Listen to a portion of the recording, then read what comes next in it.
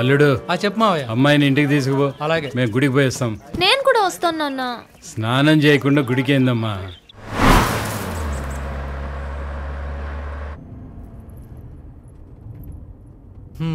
చెప్పు, ఎవరి కోసం ఎదురు చూపు?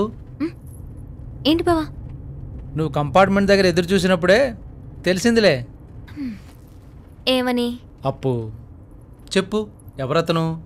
వుడ్ బీనా కుడ్ బీనా?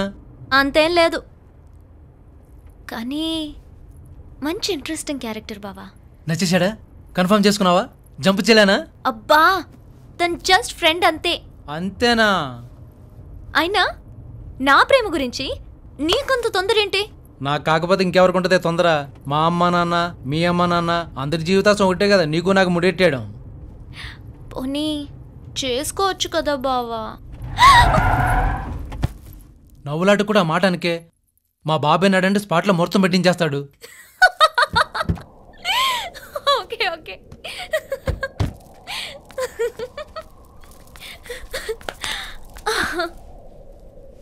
మన క్లోజ్నెస్ చూసి అందరూ మన మధ్య ఏదో ఉందనుకుంటున్నారు. నీకు కూడా ఇష్టం లేదని మీ నాన్నకి చెప్పేయచ్చు కదే.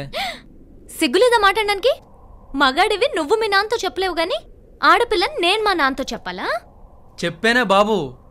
మా అమ్మని నాన్న ఇద్దరిని కూర్చోప్పుడు మరీ చెప్పాను, నాన్న చెడ్డీలు వేసుకునే వయసు దగ్గర నుంచి ఒకరినొకరు చూసుకుంటున్నాం, అప్పు మీద నాకు ఎలాంటి ఫీలింగ్స్ లేవు అన్న. పెళ్ళికి ఫీలింగ్స్ ఏంట్రా అన్నాడు. నవ్వకో, అసలు కాల్సింది ఇక్కడ.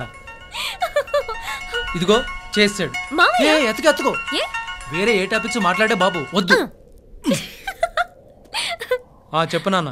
ఒరే కాంతు, అప్పుని తీసుకురావడానికి స్టేషన్కి పోయినావు కదా? పోయినాడంట. ఒరే, నీ కారులోనే తీసుకొస్తున్నావుగా? అర్జెంట్ పని నుండి బయటికి వెళ్ళిపోయాను.